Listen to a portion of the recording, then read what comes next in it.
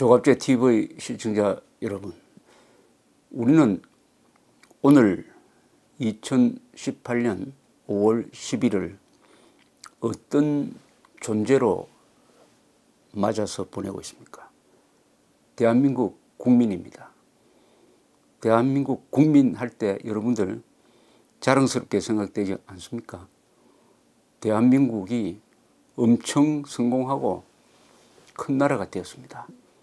세계 7대 강국입니다. 무슨 뜻이냐? 1인당 국민소득이 3만 달러 이상이고 민주주의를 하고 인구가 5천만 명 이상 되는 나라는 세계에서 7나라 뿐입니다. 미국, 일본, 독일, 영국, 프랑스, 이탈리아, 한국입니다. 진정한 G7입니다. 세계 5대 공업국입니다. 평균 수명은 세계 1등에 오를 날이 멀지 않았습니다. 3등, 4등 하고 있습니다. 그리고 학력 세계에서 1등입니다. 국민 평균 IQ도 세계에서 1등입니다.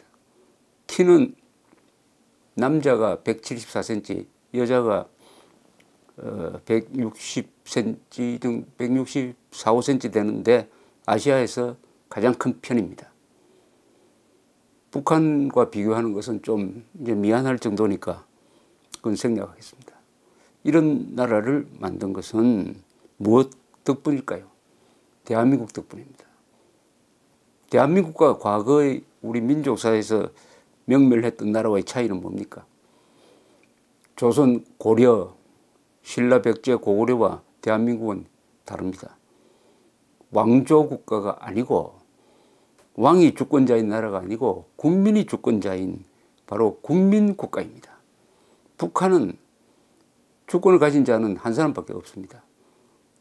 존엄은 한 사람밖에 없지만 북한에서는 대한민국에서는 5천만이 전부 다 존엄입니다. 존엄이라는 것은 뭐냐? 신성불가침한 영역을 갖고 있다는 것이죠. 한국 국민들은 가정, 직장, 이건 신성불가침입니다. 아무도 들어오지 못합니다. 경찰도 못 들어옵니다. 들어오려고 할 때는 법원에 영장을 받고 들어올 수가 있습니다. 왕국입니다. 5천만이 존엄이라는 것은 5천만이 각각의 왕국을 가지고 있습니다. 각자 왕국이 있으니까 그 왕국을 발전시키기 위해서 열심히 일하고 경쟁하고 싸워왔습니다. 한 사람 한 사람이 왕입니다. 한국은. 한국에는 5천만의 왕이 삽니다. 이름 국민입니다. 북한에는 단 한 사람의 왕과 2,500만의 노예가 있는 곳이죠. 그 날을 가능하게 한 것이 바로 70년 전 오늘이었습니다.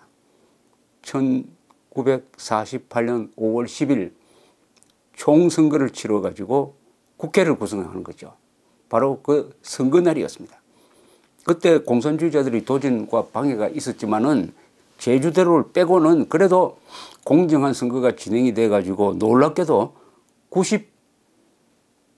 95.5%의 투표율을 보였습니다. 국민들의 가슴 속에 우리가 직접 정치에 참여하겠다는 열망이 얼마나 강했는지를 알 수가 있습니다. 물론 그때 문맹률이 매우 높았어요. 그래서 기호 1, 2, 3, 4 이렇게 적고 했습니다만은 또 선거가 공정하게 치러졌죠. 바로 그날입니다. 그날 1948년 5월 10일 대한민국은 백성에서 국민으로 바뀌었습니다. 우리 신분이. 백성, 나라 없는 백성이 아니라 나라를 만든 주인공으로서의 국민으로 탈바꿈한 날이 70년 전 오늘입니다. 그리하여 구성된 국회가 그 뒤에 헌법을 제정하고 그 헌법에 따라서 대통령을 뽑고 대통령이 정부를 구성하고 1948년 8월 15일 당당하게 대한민국 수립, 즉 건국을 선포하였던 것입니다. 그런데 오늘 국가적 기념 행사가 보이지 않습니다. 중앙선거관리위원회가 유권자의 날로 기념한다는데 그것은 너무나 작은 의미입니다. 우리 민족사 처음으로 우리 국민이 직접 투표를 해가지고 나라를 세웠다는, 국민이 직접 나라를 세웠다는 이 기념일을 최초의 투표, 민주주의를 최초로 시작한 이 어마어마한 날을 왜 이렇게 정부가, 대통령도, 국회의장도 무관심하게 지나가는지 알 수가 없습니다. 그 마음속에 대한민국은 태어나서는 안 될 나라였다라는 저주의 마음, 정오의 마음이 없다면 이렇게 할 수는 없는 것이죠. 오는 5월 31일은 또 국회 개원일입니다. 5월은 정말 좋은 일들이 많이 일어났습니다. 대한민국 건국의 기초를 놓은 날이죠. 국회는 대한민국을 만들어냈습니다. 국민이 선거를 하고 국회를 구성하고 국회가 헌법 만들고 헌법이 대한민국을 세우는 이 일련의 과정을 우리가 건국이라고 합니다. 건국. 그런데 문재인 대통령은 대한민국의 건국의 정통성을 수호해야 할 의무를 국가로부터, 헌법으로부터 부여받았는데도 불구하고 그것을 포기하고 1948년 8월 15일은 대한민국의 건국으로 볼 수 없다. 즉 대한민국은 생일이 없다. 자신이 지켜야 할 이 대한민국을 생일 없는 나라로 만들어 버렸습니다.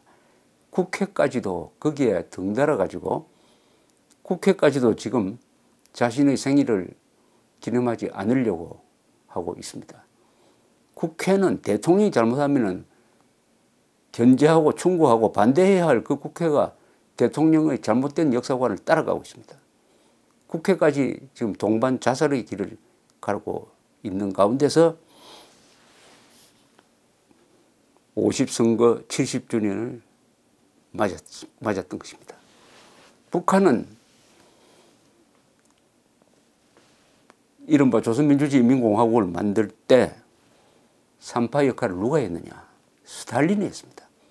스탈린이 면접을 봐가지고 김일성을 지도자로 선택을 하고 헌법을 스탈린이 소련 공산당을 시켜서 만들어주고 국호까지도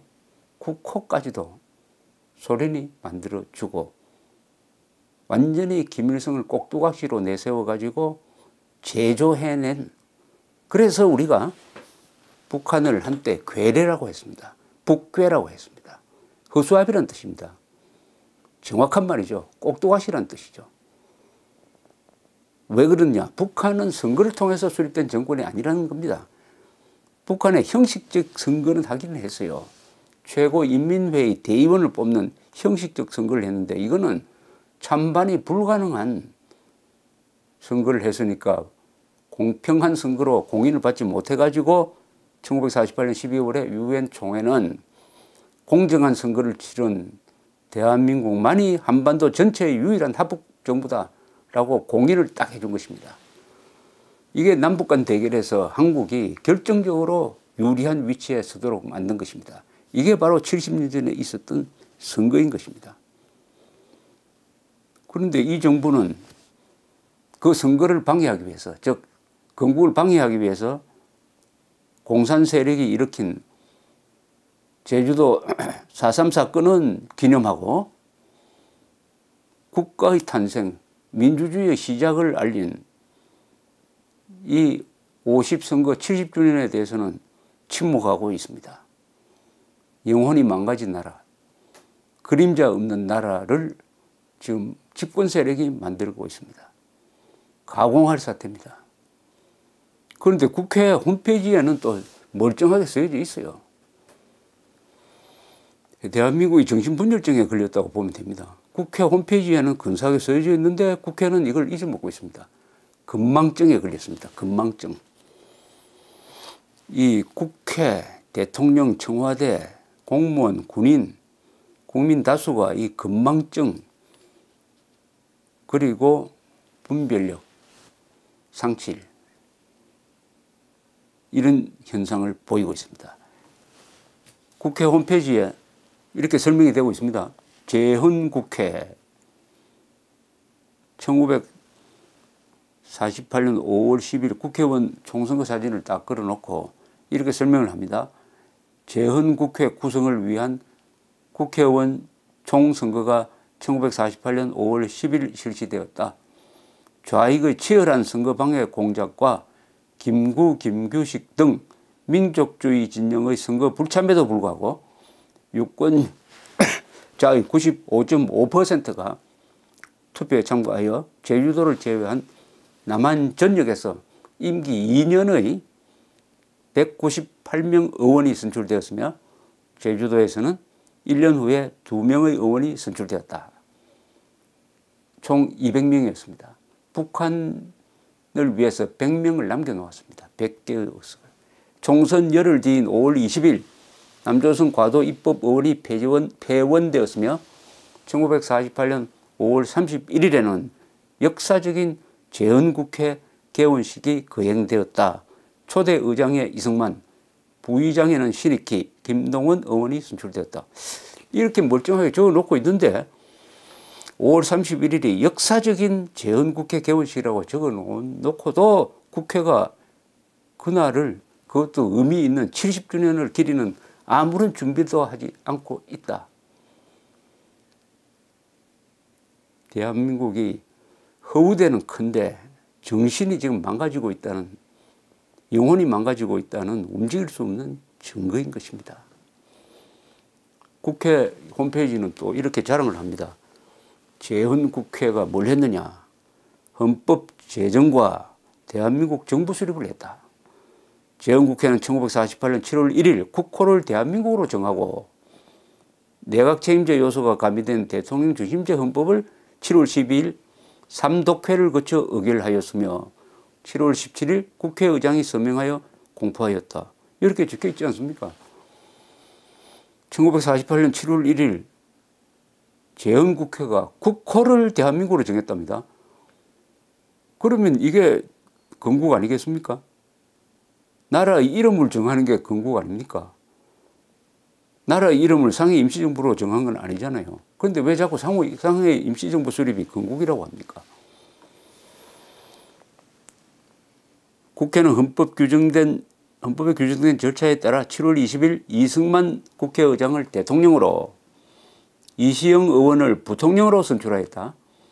8월 2일에는 이범석 국무총리 임명 동의안을 가결하고 8월 4일에는 신익희 부의장을 국회의장으로, 김약수 의원을 부의장으로 선출하였다.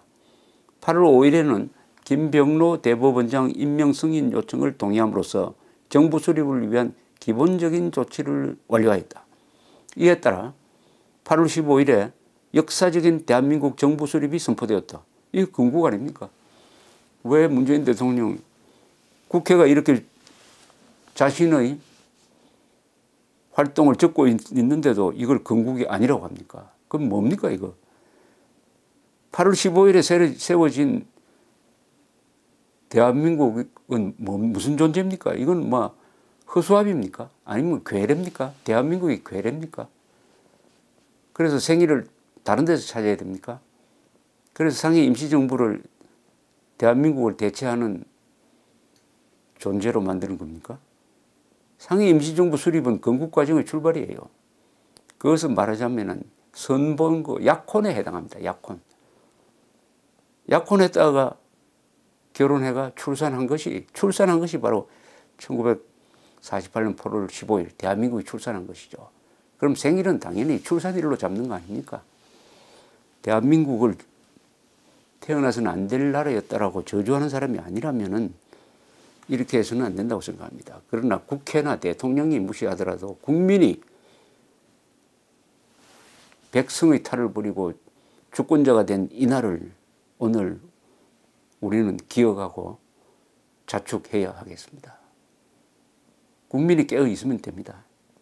국민만 깨어 있으면은 국회나 대통령, 청와대가 잠자도 나라는 소매치기 당하지 않습니다. 그러나 국민들이 마취 상태면은 간첩이나 사기꾼이나 반역자의